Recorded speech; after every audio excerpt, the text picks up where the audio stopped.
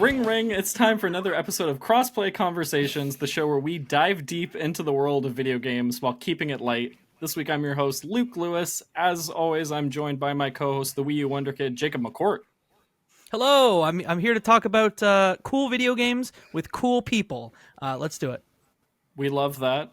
And as always, we have our third co-host. He is the sneaker savant, Joseph Hooper. What's up, everybody? I got a really special pair of sneakers to show next episode. So stay tuned next episode. I got something special for y'all. I can't believe we just do this. I'm sorry. We just can't. We're always promoting. We're always promoting here. You know what I mean? Well, what listeners don't have to wait until the next episode for is our three special guests this week from the Soft Knock Week team, the team behind recent release Spirit Swap, Lofi Beats to Match-3 2. We have Alex, Morgan, and Réjon. Welcome to the show. Yay. Thanks so much for being here. Thank you for having us. We're super excited to chat with you. I think this is the biggest podcast we've ever recorded. Most people on a podcast, which is very exciting. But Yes. we really enjoyed our time with Spirit Swap, and we've been excited to chat with you. And I know our listeners are excited to hear from you as well. So we'll get right into things. But I'd love to go around the horn a little bit and just have each of you introduce yourselves, a little bit about yourself and your role at Soft Knot Week. Maybe Alex, if you want to kick us off. Hey everyone, I'm Alex Abou and I'm the creative director at Soft Knot Week, as well as one of the co-founders. If you're hearing a very pathetic meow, that's my other cat. He's just very sad right now for some reason. Oh, they them pronouns, please. I'm Morgan. I'm the lead programmer on Spirit Swap and at Soft Knot Week, I guess. I use she, they pronouns. And hello, I'm Réjon. I'm lead UI UX and lead audio on Spirit Swap, and also one of the co-owners at Soft Knot Week. Snaps. Fantastic. No, Yeah, sure. absolutely. Good Which vibes of us all is around. soft? Which of us is not? Which of us is weak? We'll get to that later. Those are the hard-hitting questions everyone's here to establish.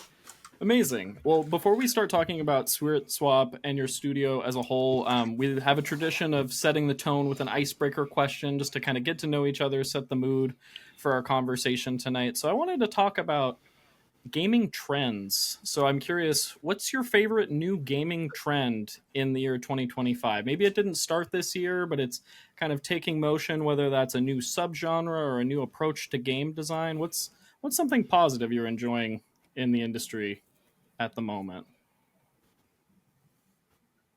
Whoever's ready to start can go for it. It's not this year, and it's definitely not like just taken off this year. But like Bullet Sure. Heavens, Always I'm a good. big sucker for like Vampire Survivors and like 30 seconds or 30 minutes to 30 minutes till dawn. There you Yep. go. Yeah. Yeah, I saw there was a new one that was in the Steam Next Fest with Vikings, and so I was like, yes, continue to give me more Vampire Survivors, but Yeah, X. yeah. Also, I don't know if you played the prototype, but Sean Alexander Allen just came out with a new one under New Challenger. And honestly, I played it. It's really fun. I haven't played Vampire Survivors, so I don't have anything to compare it to. But it was really fun. Hell yeah. I definitely recommend it. I think it's Beatdown City Survivors. Nice. Yeah, That's he awesome. dropped a trailer today. Sorry to promo No, out of nowhere, but We celebrate all Always indie promoted. games over here. Yeah. We always promote That's here. great. Yeah. Absolutely, no, big shout out to the homie Sean for real. Like, also played the demo. Just really excited for the homie, and like it's a really big highlight for like Bullet Heavens because they never really attached for me until I played his demo and I went, oh, I get it now. But to add to that, I'd say just I'm seeing a lot of really creative approaches to visual novels, especially in the horror space that really stand out to me. Like goodness, the most recent like Next Fest big demo that stands out to me is Am I Nima? And that one just really brain explosion for me. That just really inspired me recently. So highly recommend that one. Nice. Rad. Yeah. Jacob or Joseph, do you have anything to shout out? Yeah, I can take it in a slightly different direction. I think Sure. I've maybe mentioned emulation hardware on a separate show, but I feel like the barriers to entry for like getting a really good piece of portable hardware that can play tons of older titles has just become much lower. I just grabbed a Trim UI brick. It's over there. Maybe I'll show and tell later. But it's like a $70 piece of hardware that plays everything up to essentially some Dreamcast. So that space Ooh, is hell just yeah. getting way more exciting, and I'm so excited to see what happens this year. When I can play like a GameCube game in a portable sense, my life will just be over. So let's hope that it's maybe not this year. Ooh, have you found the one that doesn't cramp like the two bottom Mm. fingers of your hand? That always kills me with those devices. Yeah, because Just put all the of them, Steam Deck in like the some bag. of them are quite small.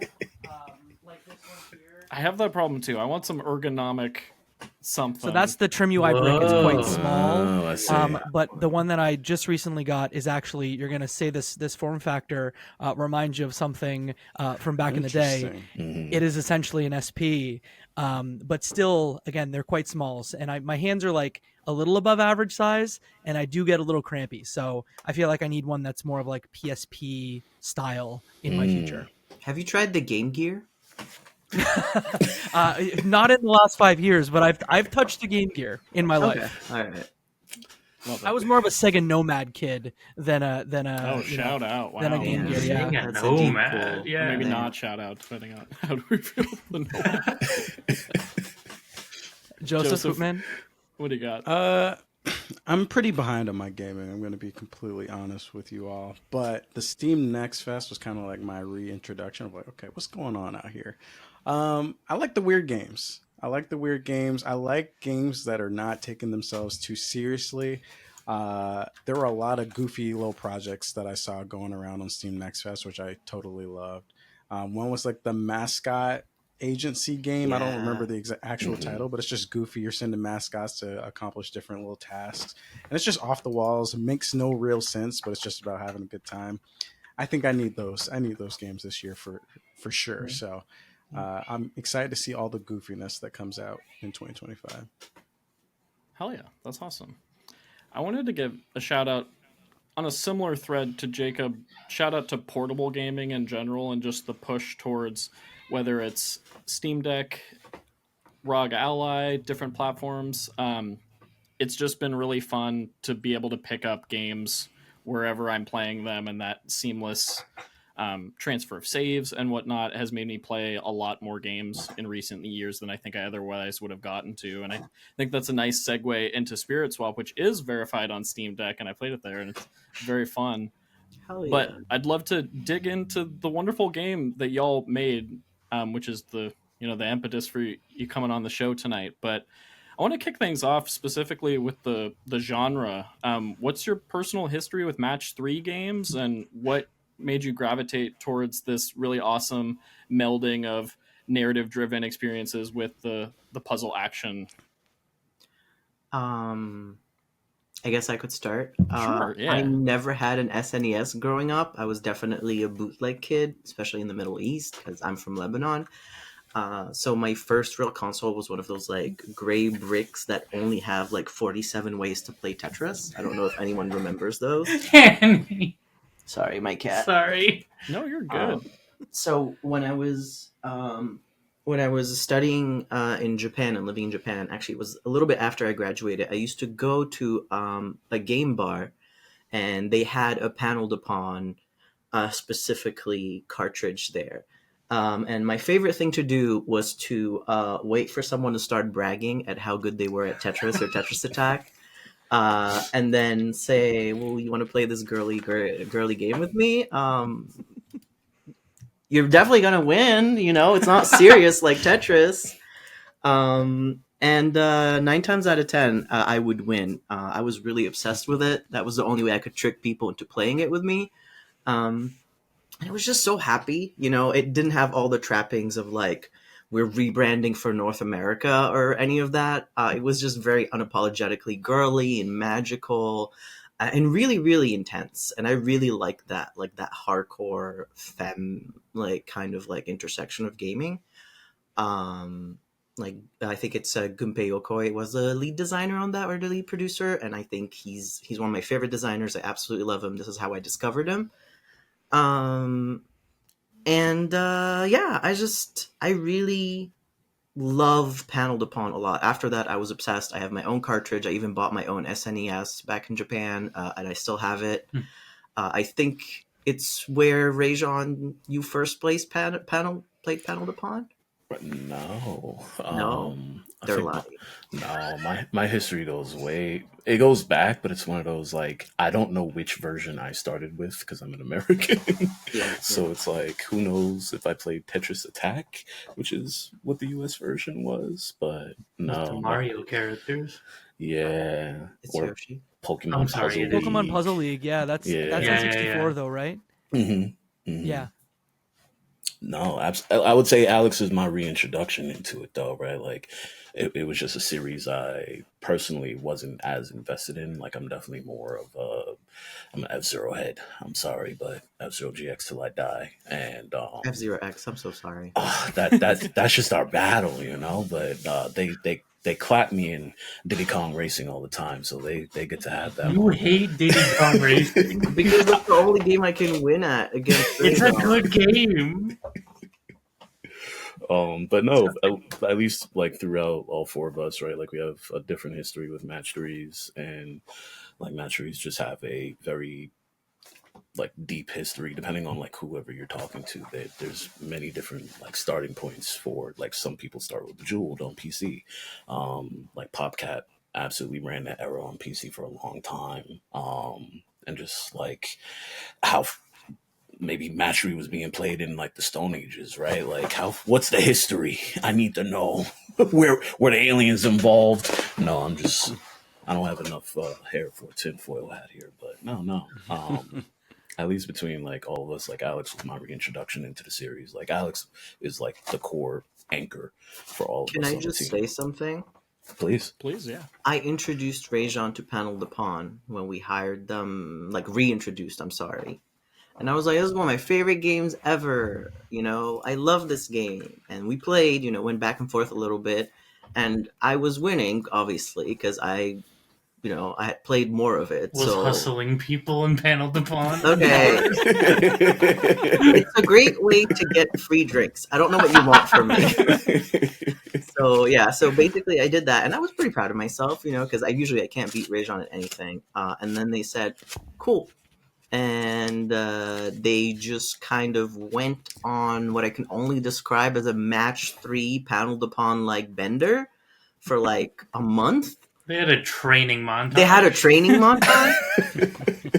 And then Love they that started image. entering like competitions. I had to do user research, if I get hired for a game, I got to do my homework. You don't. You could have just let me win.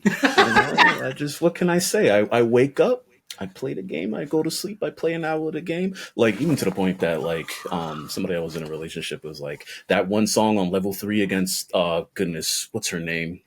We know her, the mermaid. It goes like, dun, dun, dun, dun, dun, dun, dun, dun, dun, dun, dun, dun, dun. Yo. Elias. Elias. Yo. She's like, I think about that track all the time. It's a good track. It's a really good track. And she's my favorite character. Didn't you say Elias was like one of the names of one of your relatives or something also? Oh, it's an old man name. Yeah. Like my uncle is named Elias. Like back home. It was very funny that whoever in Japan was like, that's a cool name. It was a little fairy. That's your name now. But no, Alex is 100% correct. I'm a freak for it, and I fell in love.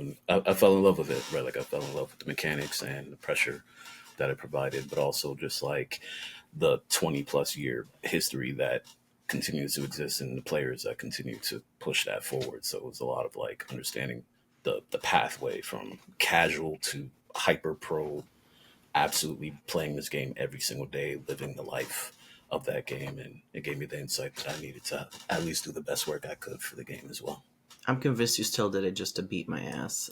No. It worked. It was an added benefit. It was an added benefit. By the way, I haven't won since. I can get them if they're tired, like 1 out of maybe like 100 times now, but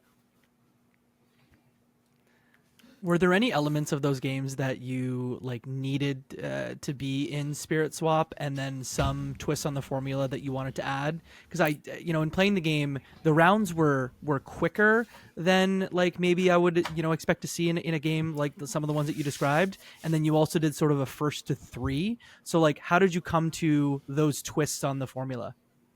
The first of three twist, I think, was Réjon's fighting game background. Because we did notice that because of the way the scoring, we set up the scoring and the way we set up garbage clearing, which I thought was okay because the rhythm of the game is more set by the spells. And so what I wanted was for people to start utilizing the spells, but not in a very like coercive kind of way. More like the game is kind of more of like encouraging you through the mechanic. Yeah, like it's more of a race. Otherwise, it's like who can swap the fastest and like flood the board. So what I wanted to keep in it was the colors. I loved the colorful, like unapologetic nature of Panel de Pon, and I really, really wanted another game like that. What I wanted to keep in it was the tactile like feel of how good it feels to swap or like land a combo or like arrange a cascade. So like that feedback I really wanted to keep. But I was trying to make it a little bit more accessible and a little bit more flow statey. I know flow state is not necessarily a good thing. Like there's a lot of like dark patterns that are like, enmeshed with trying to induce flow state in a player.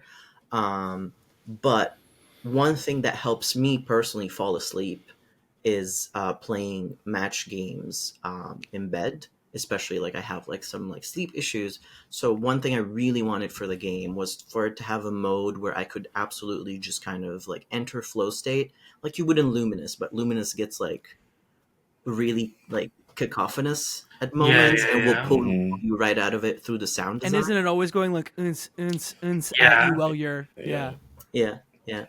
I would not be able to go to sleep playing Luminous ever. I've done it, but I love Luminous. Fair. But yeah, I just basically wanted something that people could kind of like chill with at the end of the day, that didn't demand their time, that didn't try to suck them in with like a battle pass or like microtransactions, or like just let you play how you want to and maybe help you relax. Like that was the one twist I wanted on it. And honestly, it's funny because like the old heads that are really into Panel de Pon immediately clocked that, where they're like, it's Lofi Beats to Match-3 too.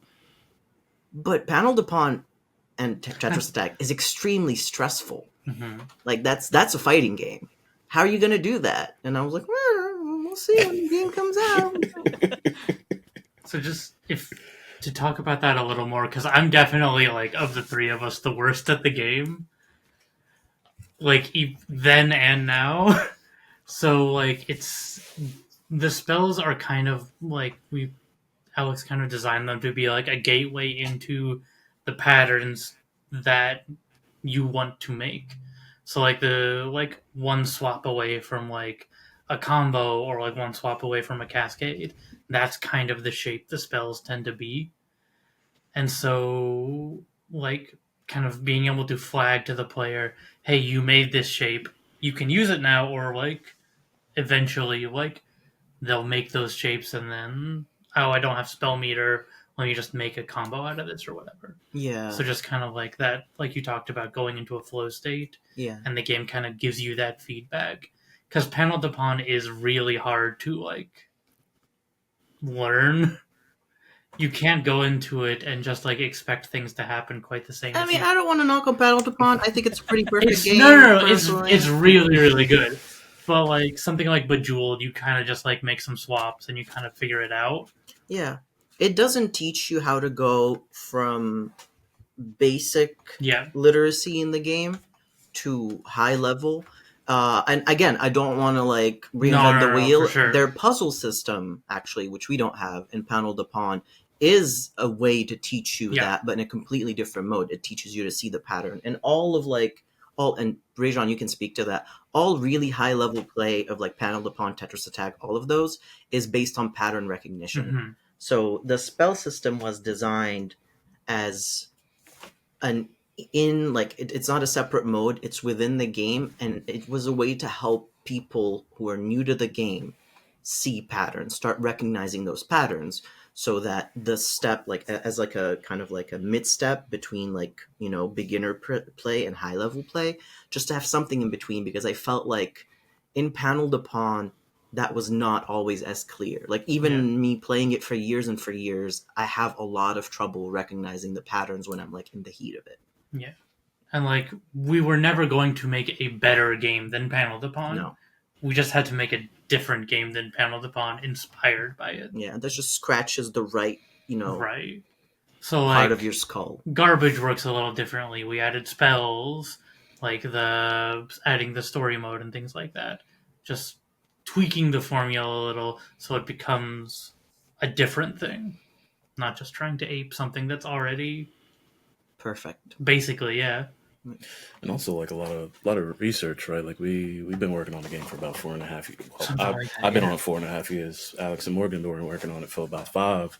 So there's been a lot of like demos or like vertical slices that we've made to really like identify like what do our players care about, both new and old, that have expectations amongst the entire series, right? Like we're talking about 20 plus years of Panel de Pon existing, and that covers a large breadth of players in regards to skill, but also like considering mobile games and considering like the whole era that has occurred between the SNES and now. Like how do we service the players that are coming in today and acting as like a really casual, it's weird to say casual, but really like a welcoming gateway into this series is like definitely like one of the big pillars for us in our early design sheets, just being like a really early gateway into like what is a wonderful experience, but also just like the world of Match-3. Like there's so much more we can do here, beyond, in my personal taste and opinion, just creating gotcha dark pattern and loops that really have nothing to do with the engaging gameplay. Yeah. I'm kind of interested. Go ahead. I was just going to say, I'm kind of interested about that because I was going to ask, like, I'm pretty interested in like the resurgence of games that are like paying homage to, you know, older titles. Like I look at like your Steam reviews, for example, and people are mentioning Tetris Attack and Panel de Pon, and those are games that, you know, I know Tetris Attack, but like these are games that I didn't really play growing up with. So it's almost like we've skipped over an entire generation, and the people, you know, there are huge fans of these games that grew up with them, but then also, for the most part, you're going to be introducing a lot of people to this type of genre.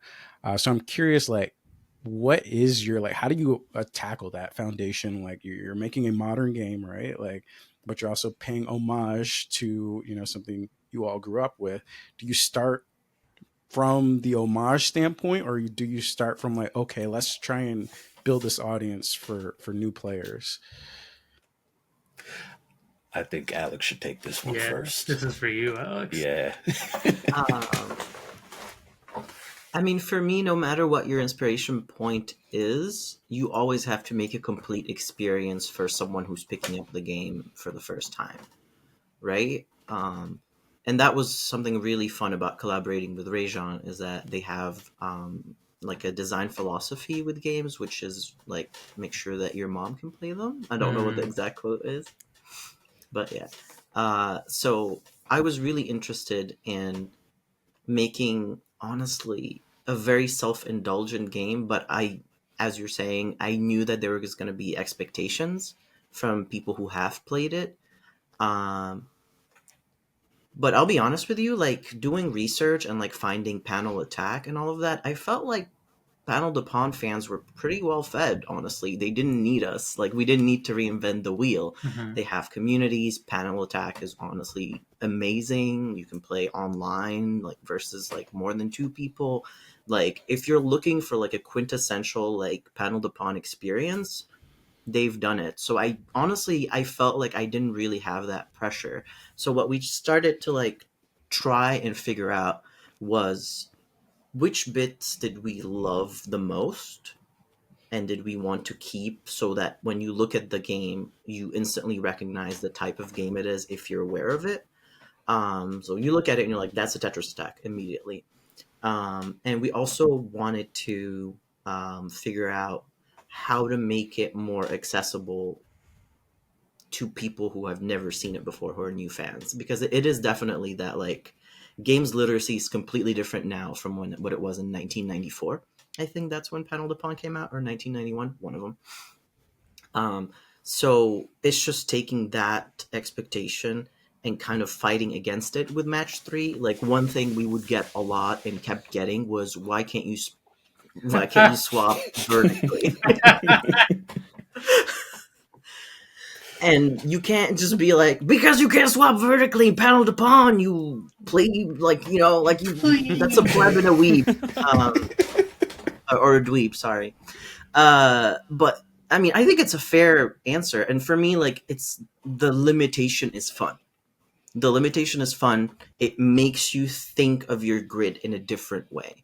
So that was already like one of those like uphill, like upstream fights we had, was like getting people who were like new Match-3 players to get with the, you can't just swap anything at any point, and like you just have a finite number of like moves, you know, like your Puzzles and Dragons. I love Puzzles and Dragons. Like, those kinds of players were definitely put off by that. But the other thing that I really wanted to do was make it gay. I just needed it to be as gay, as in homosexual, and also happy as humanly possible. And that was like one of the pillars that we started on. Joyful, very low stakes, induces flow state in a non like oppressive way, doesn't take more from you than it gives. And even like it shows up in really small decisions, like from the UI, from like, for example, Réjon adding something like a life meter that goes down around the board when you are in like grace time, basically, because that was not like in Panel de Pon, that's not a visual thing. Yeah, you just kind of get a feel for it. It's present in the like back end code. There's like a timer that counts down, but there's no like, a person that isn't extremely well versed in Panel de Pon would have no idea. Yeah, it would be like, I died. Wait, no, I'm not dead yet. Okay, now I'm dead. You know? Yeah. And I would imagine for some players that's comforting to have that UI kind of show up, but also for other players it might be stressful, right? At least when you first see it. Yeah, for sure. There is no getting around. Like, one lesson I learned is that there's no getting around the stressful parts of Panel de Pon, because it is a fighting game. Like, at the end of the day, it's a fighting game, and that's one of the best things about it. So I've pretty much had to pivot at some point where I was like, I'm not gonna be able to make this 2-player versus shit relaxing. All we can do is make it as accessible as possible, and make choices that, like, design wise, that will help people kind of, you know, engage with it in a more modern way, which is where the spells come in, and like the design decisions for the UI come in, and also make it like a big delicious homemade cake that someone you love made for you. Like, the idea was that, like, it's just comfort. It's just like a very comforting game. And the path to that, for us at least, was to stop obsessing over authenticity and start obsessing with being completely self-indulgent. Like, just make the game you want. Like, for me, it was very much make the Match-3 game that you wish you could play to fall asleep. You know what I mean? I don't know, Réjon, Morigi. I was just gonna say, like, part of that was like, a lot of the characters were like characters that like were inspired or something by members of the team or friends in our lives or something like that.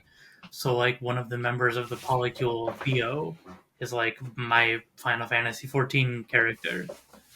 They're like heavily inspired by that character. I don't know if you both want to talk about y'all's characters. I mean, Ishk, the Big Thembo, is also based on my Final Fantasy 14 OC, of the same name. Yeah, I mean, I just, you know, self-indulgent. I don't know. Yeah. Réjon, you do it. Yeah, no, Pookie's just me. It's true. Like we took reference photos. My mother was like doing my hair in my kitchen. I was like, I need you to take photos so we could send it to our artists.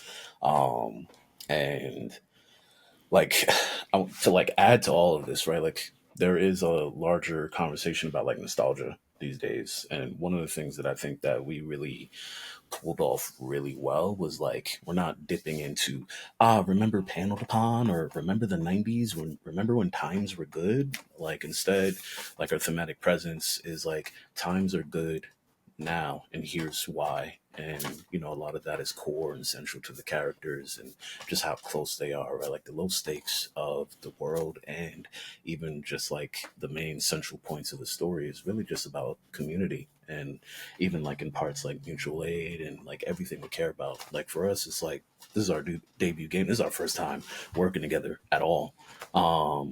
And a lot of what we cared about from the values of our studio and the values of each of us as individual members really just bleeds into the game of like us very loudly saying like, here we are, here's what we care about, and if you're with it, buy Spirit Swap, baby. It's on Steam and Xbox for $20. Also, Hell Itch.io yeah. now. Also, And Itch.io. also, And it's yeah, linked just in the like description. So check it out there. Let's plug away. share, like, and No, that's- subscribe. Absolutely, you know, do it all. Yeah. But that's all really lovely, and I appreciate the passion behind everything y'all are saying with the game. And I, you know, from my experience playing it, I just thought it was such a beautiful experience, and it was something that like the day I started playing it, it was just like the thing I needed in that moment, but didn't know I needed, and I found it really comforting, and so I really appreciated that. I'd love to get into you were within all this Match-3 conversation.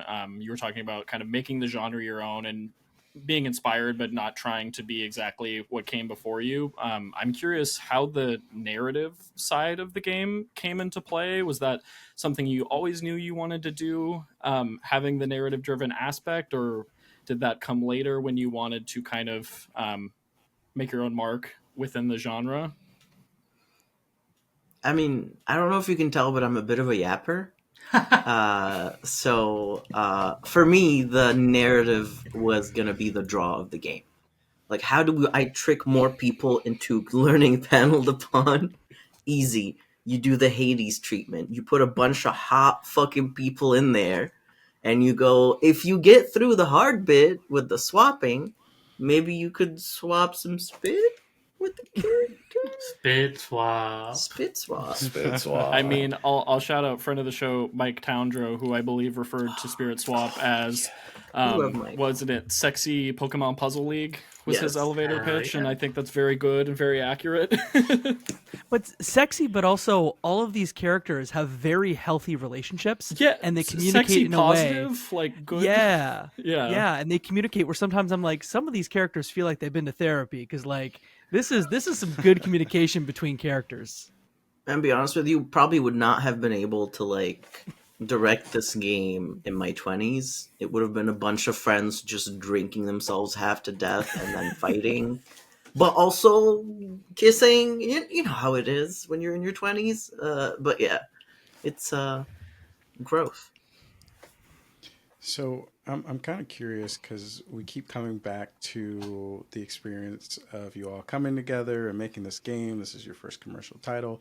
Like, were there any like interesting learnings that you like ran into on the way? Whether that's like a technical learning of like, oh wow, this doesn't work like I thought it did, or like a narrative learning or anything like that. Making Panel de Pon is really hard.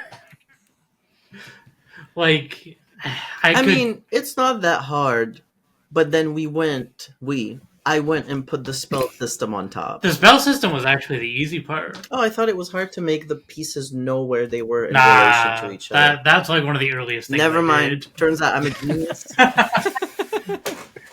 There's just like, okay, someone stop me if I go on my programming soapbox for too long. Let's do it. But like something like Bejeweled or what's the Candy Crush?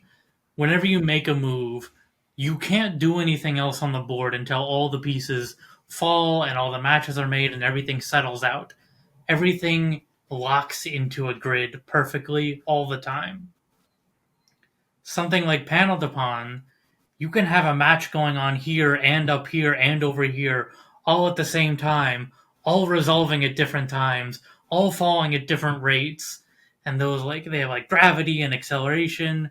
And like, if a swap happens up here that falls into a match being made down here, when does that resolve? When can you swap a piece between the pieces as they're falling?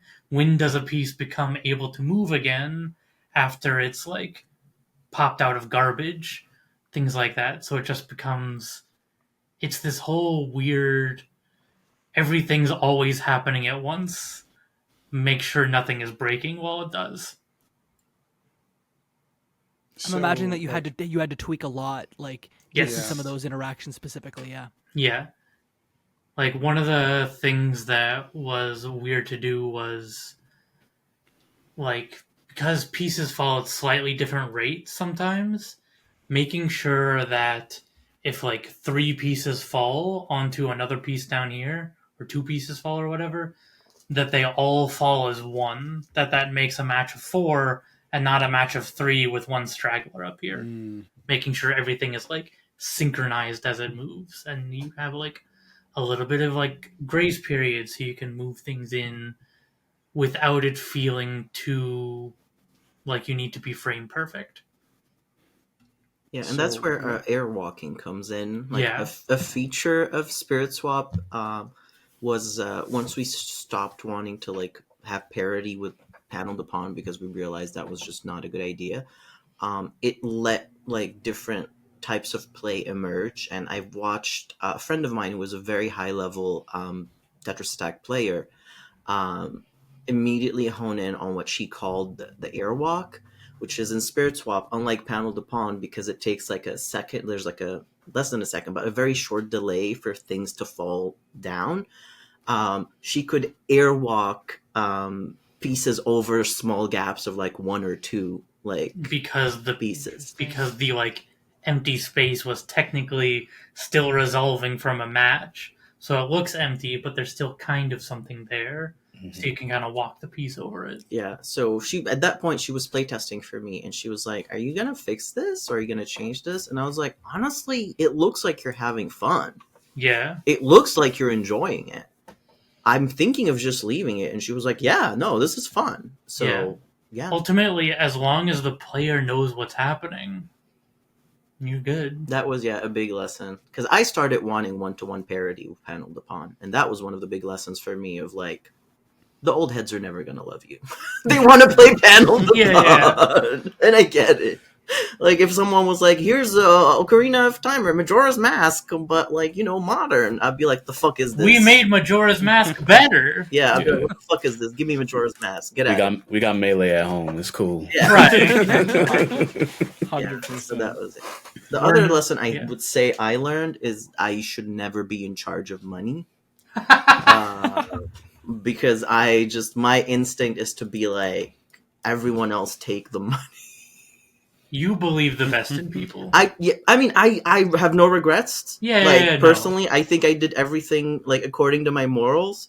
I just think someone else should be in charge of that stuff, because I'm very much like, we said we were gonna care about people first, but in the real world, when you're trying to like, you know, take care of everyone else but yourself, once the money runs out, you still have to finish the game. So yeah, we were like, we had to like find more money and like, you know, like to just keep, you know, kind of the realities of game development in 2025. Yeah.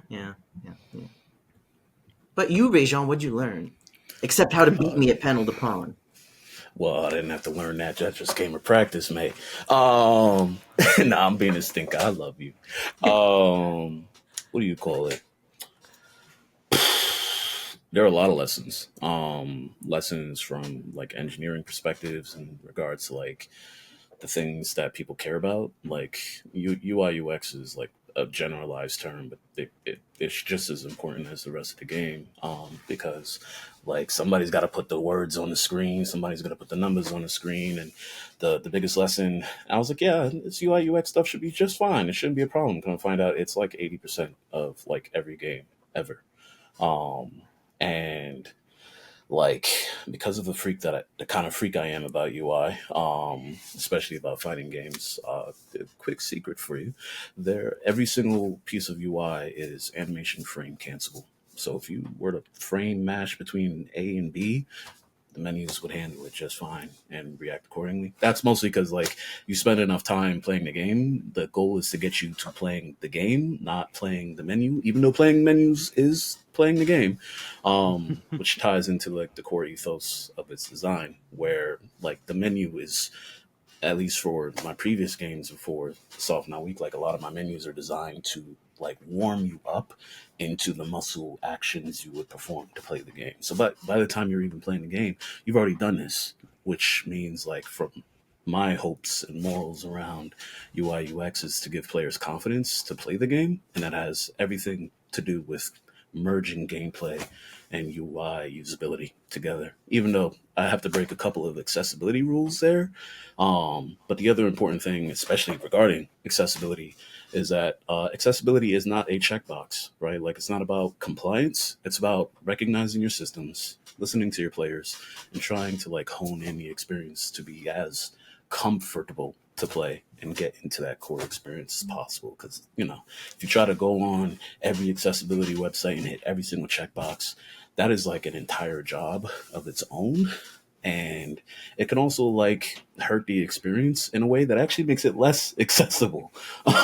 So, you know, I could ramble about lessons for hours, but at least from a UI UX perspective, that was a big one. On the audio side, like we worked with meltycanon. Meltycanon was a composer for the game, absolutely smashed it. This is Melty's first time composing for a video game. No way. Yeah. Yes. Yeah. You would not be able to tell, but that's because like a lot of like Zach's composition work is through the love of video games. So, you know, when we would have like jam sessions and collaborate on making a soundtrack, a lot of the lesson from a direction standpoint was really just like not really trying to force the sound, but really being like, okay, like what are your strengths? What do you like genuinely make just off cuff, and leaning into that, and it really shone through in the soundtrack because Zach is just like so multi-talented. Like he is insane as a composer and a producer, like covering like breadth of multiple genres. Like we ask him if he could do XYZ and he pulls it off like it's nothing. You And I remember? found that so impressive. Yeah. You remember when he was working on the Lulu thing, the Lulu music, and I said, "Man, I wish it had a little bit more of like a Lebanese flair to it." And he was like what? And then I was like, "Well, here's a couple of instruments that we use a lot in our music." The djembe, we added the djembe in there. Yep, Yeah, we man. added Yeah. we call it Berbeke djembe. It's like it's a finger drum. So he immediately like just was like, "All right, I got it," and added it in there. It's really really nice and kind of an honor to watch really talented people work like that. Like watching Réjon, watching Morgan program, like everyone on the team. Whenever you say like, "Hey, I was kind of thinking this, but feel free to say no," because they're always like, no.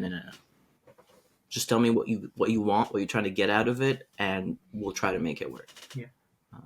Yeah. Just like, yeah, we just had to do a thing of like, what do you want? Okay, I can either do that, or this is the, like, what I can do, is that close enough? Or like, how can we like finagle that to meet what you need kind of thing? That's awesome. I think on the note, Alex, you mentioned of celebrating the different members of the team and your work across the game. I'd love to get into a little bit of the structure of Soft Knot Week. And I think you have a really unique setup, and I'd love to hear a little bit more about it and what it's enabled your team to be able to do.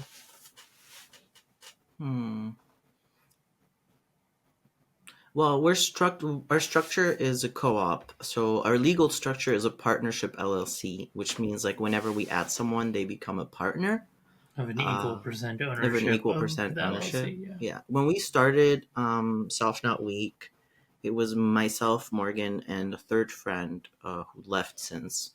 Shout out to them. But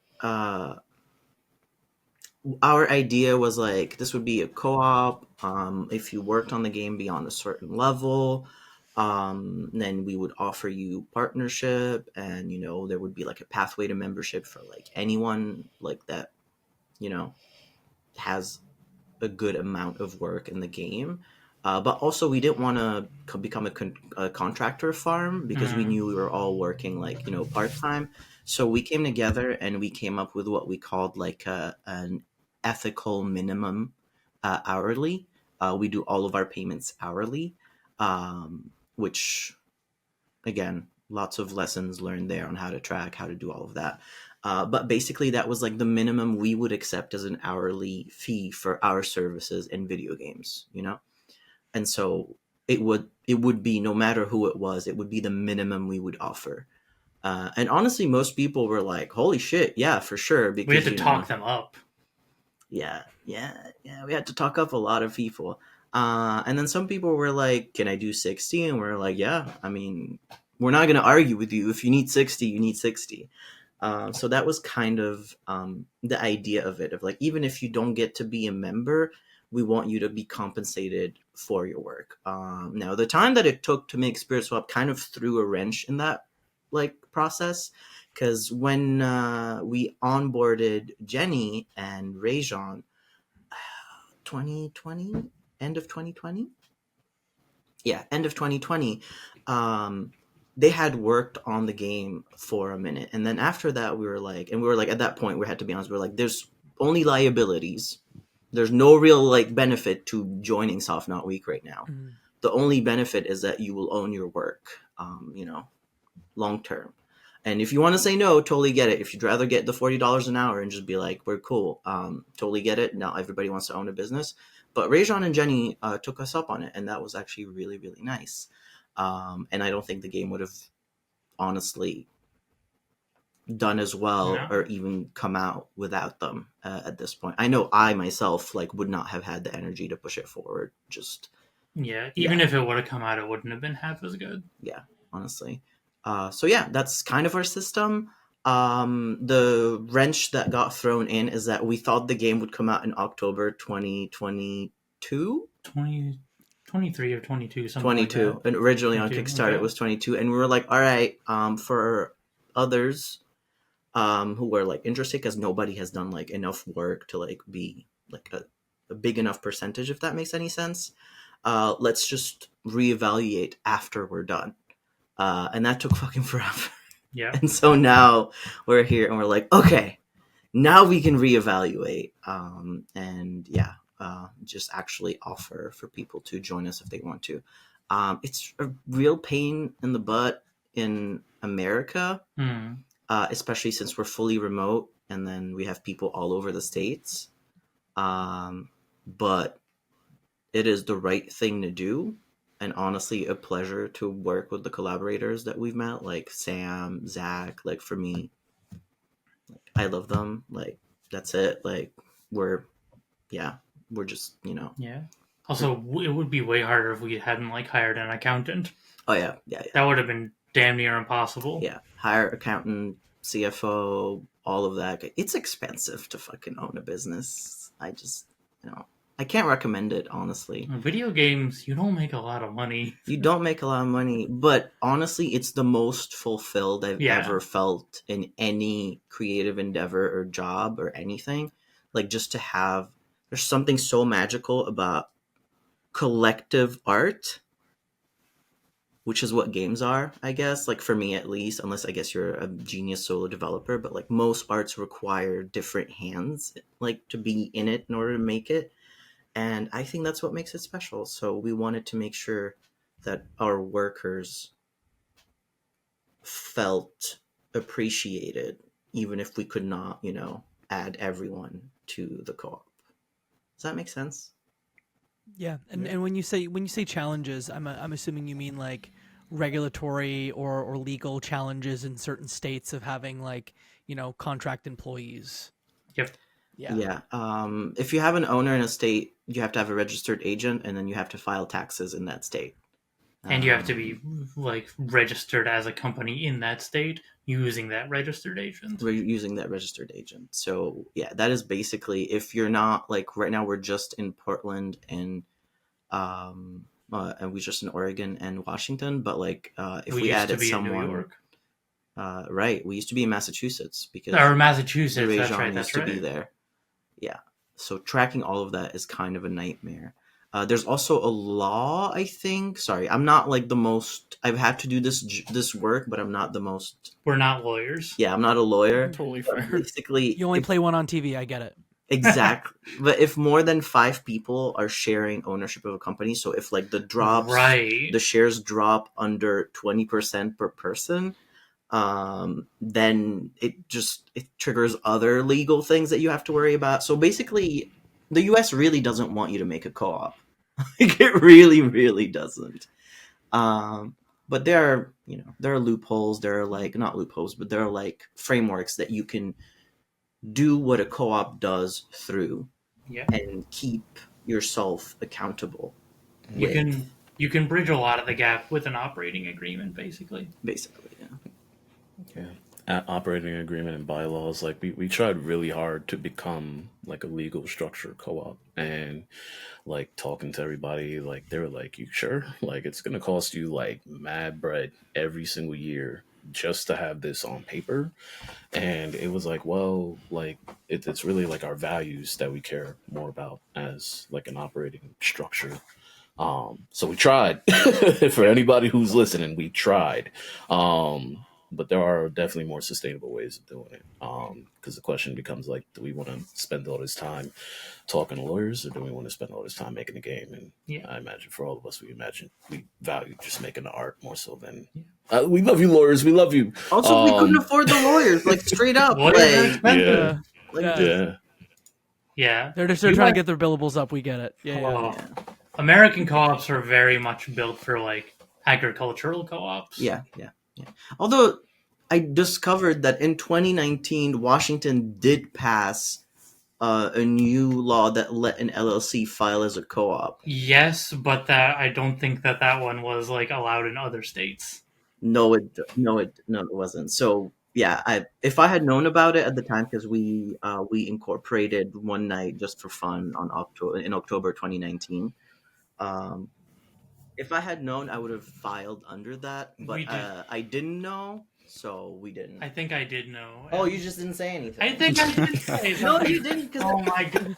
But I was like, this is literally like, this is what it says. But here's everyone saying, don't do it.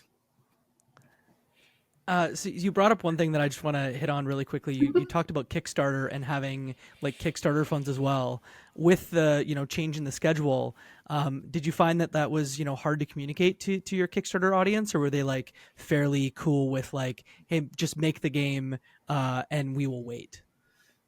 We have the chillest Kickstarter backers in the fucking world. Like. I came like with my full armor just because of my previous experience in community management, thinking I was going to get eviscerated like on the spot. I wish Jenny was here to like just kind of like, because Jenny is the GOAT of like anything that has to do with like, community and like just, talking to people.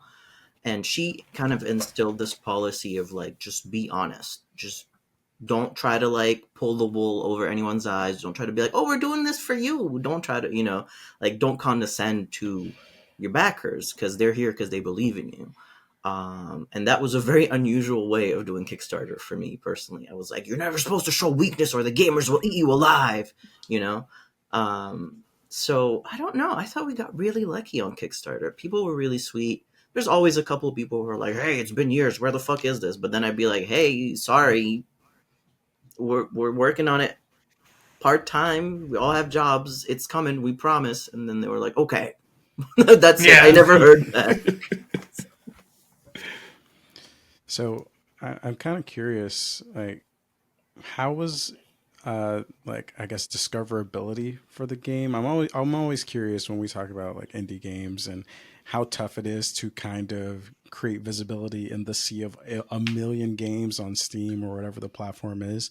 How was that journey for you all? Like, obviously, you built up a pretty strong following on Kickstarter. Like, how was that for you all to see? Oh, like now we have thousands of people waiting to see this game. And then how was it like once you actually released the game? How to reaching all those other people that didn't back you directly? I wish Jenny was here. I wish Jenny was here. Yeah. Somebody channel the spirit of Yeah, Jenny. I could channel Jenny for that. There we go. Okay. A lot of it was really just like big shout outs to Alex and Jenny, because they're like pillars of like video game community, especially from a game development I standpoint. love killing video game communities. Sorry. What? See, look, that just shows how much passion they have for this shit. You know what I'm saying? Like, that's a real one. All right.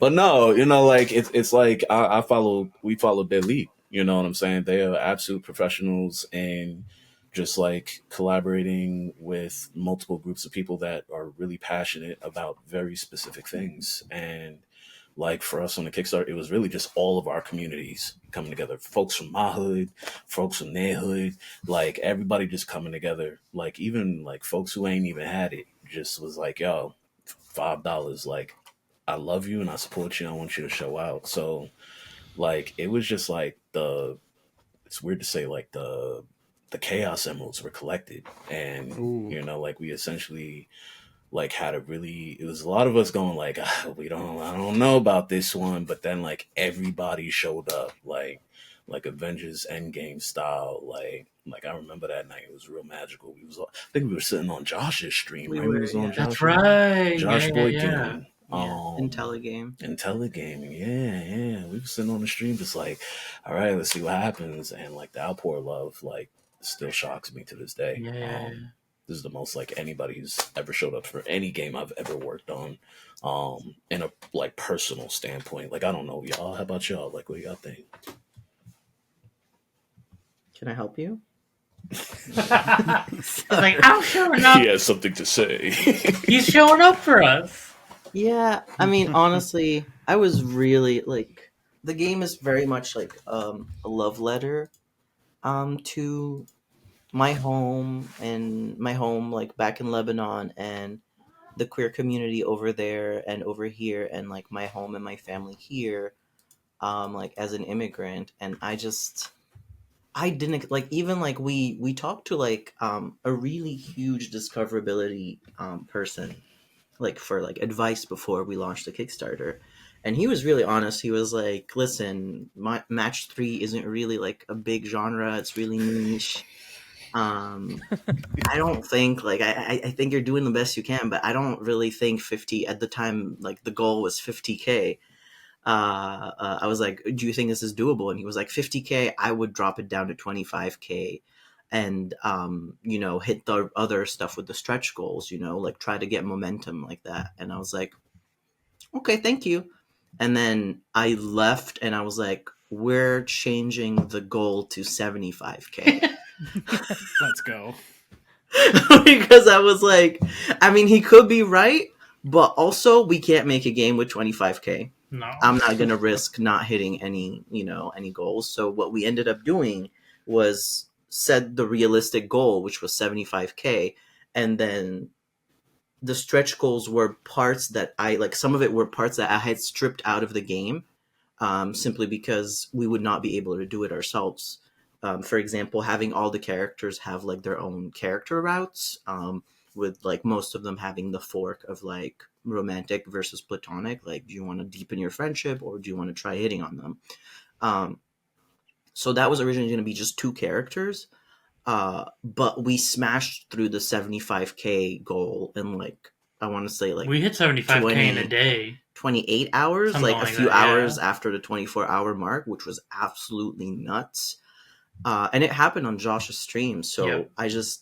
I feel like, I don't know what it was. Maybe it was 2020. Maybe it was like, I don't know. Our Kickstarter was 2021. Yeah, I'm not sure what it was. But it just, everybody showed up and I was so scared. I was like, nobody's going to show up for this. I made the most hyper specific niche, like Hail Mary that I could ever make. who cares about this? And the answer was like about 3,000 people, which, yeah, it's honestly nuts. Like, honestly, our Kickstarter backers are amazing. And like, just looking through the list, I found my own brother, for example, and I hadn't known. Like, you know what I mean? Yeah. I found my parents in there, and yeah, it's just people, and then thousands of fucking strangers, just like people that I had never met, that were just like, yeah, this weirdo little freak game that you're really passionate about making, you go do that. Yeah, I think after that, they, like, not letting them down kind of became also a big motivator, as opposed to before where I'm like, we're making this for us. Then it became, we're making this for them and us. And us, yeah. Yeah. It did also mean other things once we realized that we had more pull than we thought. Like, I say sometimes, like, the original plan for Spirit Swap was for it to be a fucking porn game. Like, full frontal, everything on display. You know what I mean? Like, bits and bobs, innies and outies, all of it. You know what? Arms, maybe? Who knows? God damn, no. But yeah, that was, and you know, when so many people were interested, and I kept seeing people being like, "Oh, I used to love this, like Tetris Attack. I can't wait to play this with my kid." I was like, "Uh-oh, Yeah. uh-oh, it's rated T for teen now." Yeah. Yeah. Kissy time. That's the limit right there. Yep. You can play it with your kid now if you want. So the game is out there. What sort of updates do you have planned now that the game is out there, and kind of what's the future for y'all and the team? Lately, and I think we're basically done with the updates. It's just been bug fixing, making sure all the achievements are working on the different platforms and things like that. But if you want to talk about future update stuff, I mean, we've talked about it to our backers, at least, and in public. We have a big update coming that basically just kind of furthers the story a little bit and kind of like wraps everything up with a bow, like the things that we couldn't get in the game at that point. We wanted to make sure to deliver, because that's what our backers basically paid for. Shushy. All right. I don't know if you can hear them yelling at me, but my cat is yelling at me. Yeah, and I lost my train of thought. So someone else, please take over. What's next? Yeah, just Réjon? Continuing to like fix bugs, as Morgan mentioned, and definitely more on the horizon. Like we are not done pushing updates to the game, especially from a content perspective. So you'll definitely hear more from us. Follow us on Bluesky at Soft Not Weak to keep up to date. I really want to make a turbo version of the game. I want to make like a full-on like fighting game version of the game. Because we did make some decisions to like make it a little chiller. More casual. I couldn't go all the way in on like spell effects and visual effects and things like that, but like there is the nugget of something really hardcore in there that I really want to put together. But also, if nobody wants that shit, I'm not spending another 5 years making something that nobody might want. I still want it though. I want it so bad. And, yeah. Well, I can speak for us. We're down for whatever your next project is. We're super excited. On that note, you mentioned Bluesky. I'd love it if you could let listeners know where to keep up with all of you, where they can support your game, where they can support future projects. It's been really delightful having you, and this was a really great conversation. So thank you so much. Yeah. No, Réjon, you go first. Please. You can stay up to date with us on Bluesky at Soft Not Weak. We are also on YouTube, where you can mostly follow us for our trailers and our music. Music is available for the game on Bandcamp. Both all albums. Proceeds go to Melty. Yeah. All proceeds go to the artists. So please buy the album on Bandcamp. However, if you can't afford that, it is also available on all streaming platforms. And then I think we said previously, Spirit Swap is available on itch, PC, Mac, and Linux if you're using Proton, as well as Xbox for $19.99. We also have a Froggle plush. Is that still on sale, Alex? What's the Yeah. catch? Well, I don't know if it'll be on sale when this comes. Dang. More Well, you may have missed Oh, it yeah. now, but who knows what happens in the future? Just stay tuned and keep. Yeah, there it is. The Froggle plush. Show the most important feature. If you are Nice. enjoying this, stay up to date for us posting more frog. Oh, Love it. Going full Incredible. full frog. All Yeah. right, y'all. Yeah. Awesome. Well, thank you so much. Really appreciate it. Before we sign off, listeners, I'm going to ask you to do 4 things for us. If you can give us a follow on Bluesky, we're at Crossplay Convos. Please subscribe to our show on YouTube. It's also at Crossplay Convos. You can send this podcast to a friend because that's how people hear about podcasts. And give us a review on your podcasting platform of choice because it really, truly does help. Until next time, y'all, chill out and match 3. Thanks, everyone. Bye.